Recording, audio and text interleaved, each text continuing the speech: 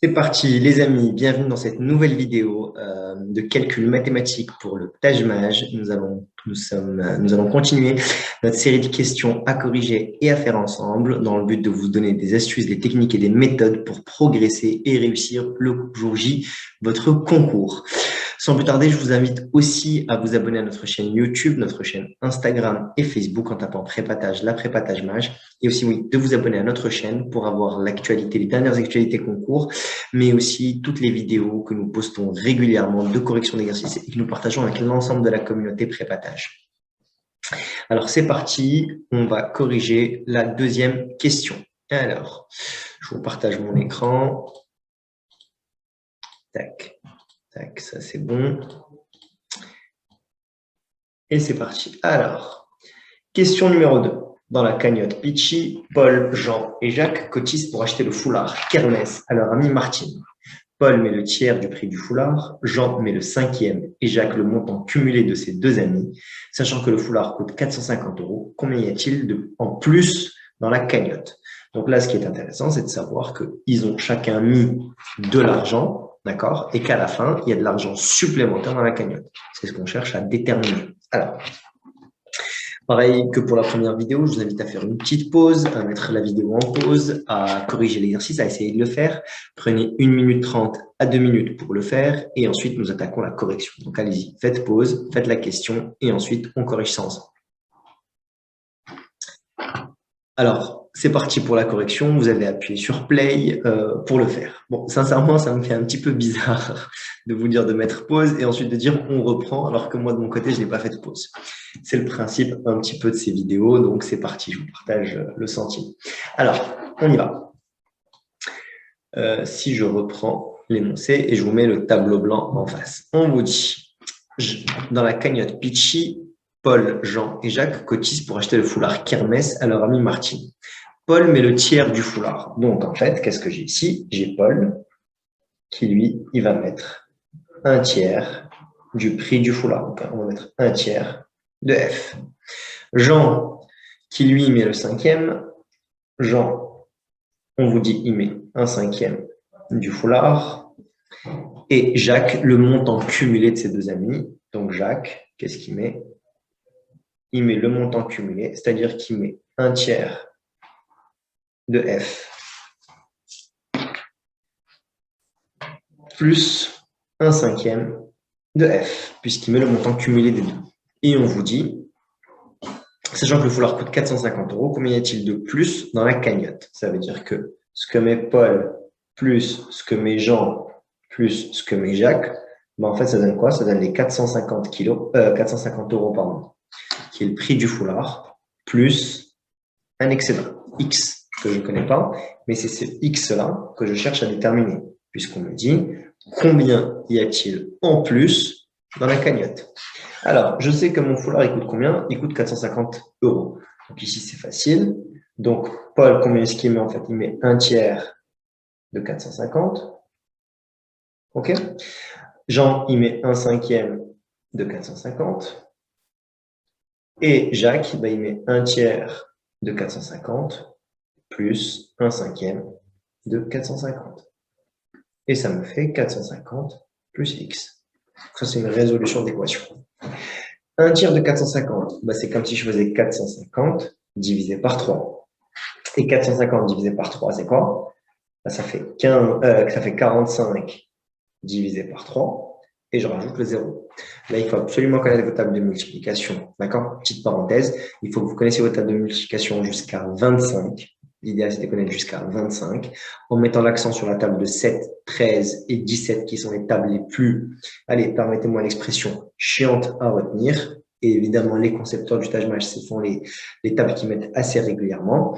Et connaître vos carrés jusqu'à 20 et vos cubes jusqu'à 10 au minimum. Alors, si vous les connaissez davantage, c'est très bien, mais le minimum, c'est de connaître vos carrés jusqu'à 20, vos cubes jusqu'à 10 et vos tables de multiplication jusqu'à 25. Donc, 45 divisé par 3, ça fait 15, et je rajoute un 0, ce qui me fait donc 150 €.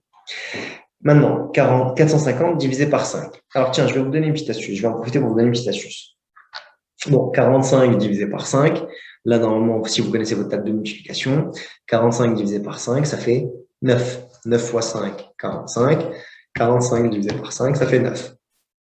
Table de multiplication. Mais j'en profite pour vous faire une petite parenthèse, d'accord, pour vous donner une petite technique, d'accord, rapide qu'on va effacer juste après par rapport à la divisibilité, à la division par 5 rapidement.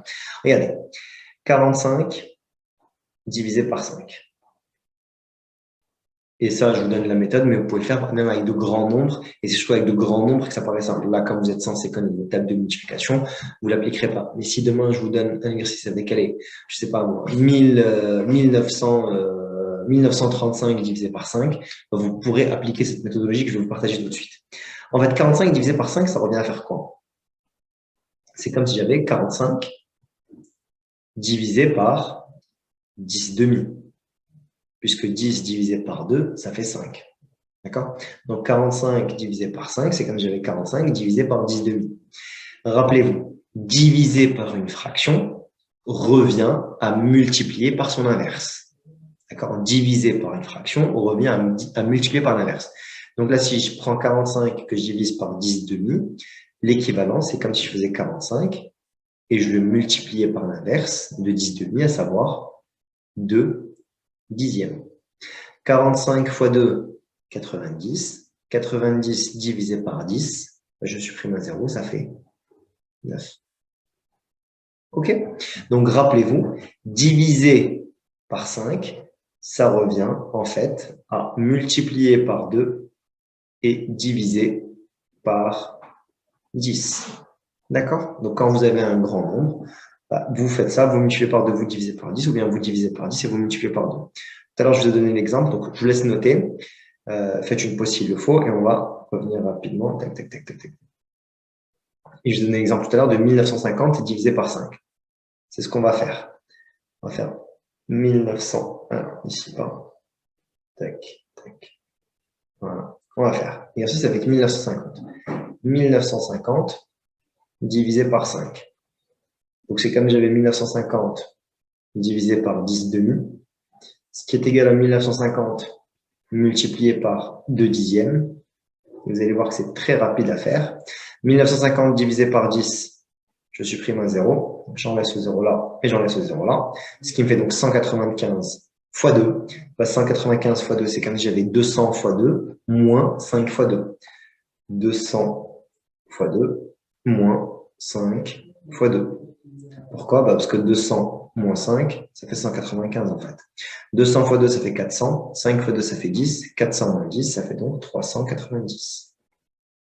Alors là, je l'ai posé étape par étape, mais la réalité voudrait quoi? Voudrait que vous le fassiez de tête. 1950 divisé par 5, donc ce que je fais, 1950 divisé par 10, ça fait 195. 195 fois 2, ça fait 390. Et donc, il est beaucoup plus facile de calculer 1950 divisé par 5 de tête. Ça marche? Donc ça, c'est une petite technique. Divisé par 5 revient à multiplier par 2 divisé par 10, ou bien divisé par 10 et multiplié par 2.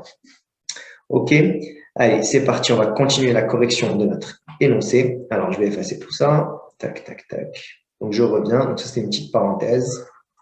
En fait, j'en profite de ces vidéos pour vous donner pour faire des parenthèses, des astuces, des techniques exactement comme celles que je donne en cours. D'accord?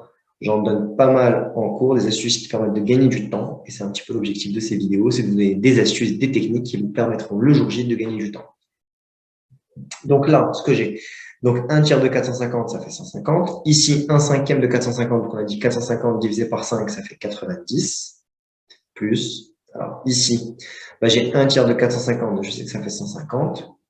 Plus 1 cinquième de 450, ça fait 90, est égal à 450 plus x. Alors, 150 plus 150, ça fait 300. 90 plus 90, ça fait 180, est égal à 450 plus x. Donc là, si je veux connaître la valeur de mon x, qu'est-ce que je fais? Je ramène le 450 de l'autre côté. Ici, il est en plus, il va passer en moins. 300 plus 480, plus 180, pardon, ça fait 480, moins 450, c'est donc égal à 30. Donc, combien est-ce qu'il y a en plus dans la cagnotte? Il y a donc 30 €. Réponse B. Ça marche, les amis? Bon, pas très difficile comme question. C'est juste une question qui demande d'y aller étape par étape, à ne pas s'embrouiller. Et bien au contraire, Pour dans la question 1 de la vidéo numéro 1, on a vu qu'il y avait un mécanisme des échelles, que ça prenait un petit peu de temps à calculer, puisqu'il fallait prendre en compte les bons coefficients, etc. Celle-ci est beaucoup plus simple et on gagne du temps et on peut y répondre assez rapidement. Ce qu'il faut vous dire, c'est quoi? C'est qu'il y a des questions pour lesquelles vous allez répondre vite et des questions pour lesquelles ça va demander beaucoup plus de temps. Et toute votre énergie doit être dans cette répartition du timing. Je sais qu'il y a des questions qui vont prendre plus de temps que d'autres et des questions qui vont prendre moins de temps que d'autres. Donc, le temps que je gagne sur certaines questions, je pourrais l'allouer à d'autres questions. Et c'est exactement ce qu'on a fait avec la vidéo numéro 1 et maintenant la vidéo numéro 2. Ça marche? Donc, je vous dis à très vite. N'hésitez pas à voir et à revoir la vidéo et je vous retrouve dans quelques minutes ou plus tard en fonction de vos révisions pour la vidéo numéro 3 au Taj Mahal et on va la corriger ensemble. À tout de suite. Ciao.